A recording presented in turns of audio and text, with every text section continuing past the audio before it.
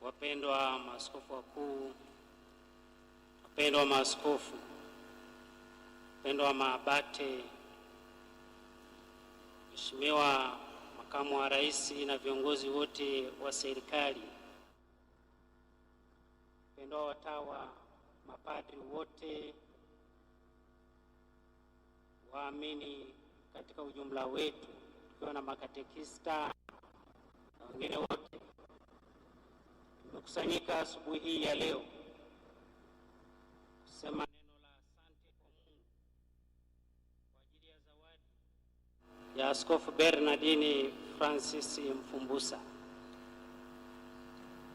Natambua wazi kuwa kabla ya daraja lake la uaskofu amekuwa ni mklero wa jimbo la Dodoma. Tunafanya misa hii kwa heshima kubwa kumshukuru kwa utume wake uliotukuka katika jimbo na katika jamii kwa ujumla. Bernardini Mfumbusa ambaye maisha yake yalianza tarehe 1 mwezi wa 4 mwaka 1962 yalitamatika tarehe 14 ya mwezi wa 4 tena mwaka 2026. Ni zawadi kubwa ya miaka hiyo 64. Jambo la kumshukuru Mwenyezi Mungu. Katika kipindi hiki ambacho si kirefu sana lakini si kifupi sana, Bernardini Mfumbusa amefanya mambo makubwa na ya pekee,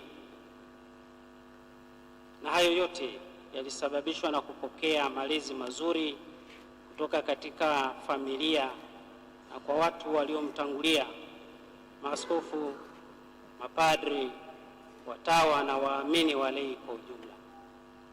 Lakini zaidi familia yake ambayo ilimlea na kukua katika maadili mema ambayo yalimwelekea na kumuongoza baadaye kuweza kuitikia wito wa Mungu wa kuwa padri na baada ya upadri kuwa askofu.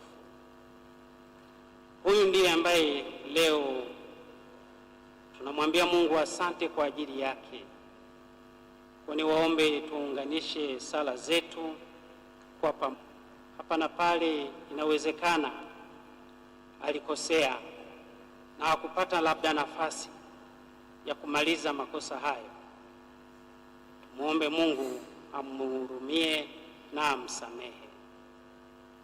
Lakini pia tunamshukuru Mungu kwa sababu alitupatia yeye kama zawadi katika kanisa. Hilo ndio lengo kubwa la misa hii takatifu. Niwaalikeni basi tukiwa na moyo huo mkuu wa ibada kusali ili tumuombe. Na sasa tukiri dhambi zetu.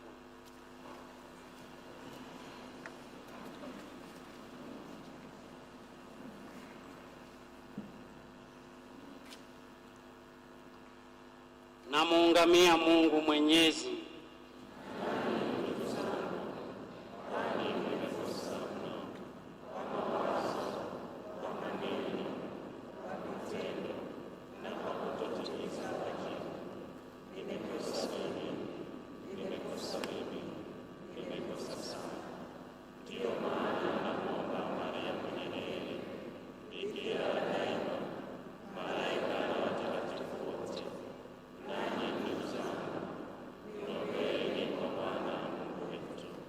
Mungu Mwenyezi atuhurumie, tusamehe dhambi zetu, atufikishe kwenye uzima wa milele. Amen.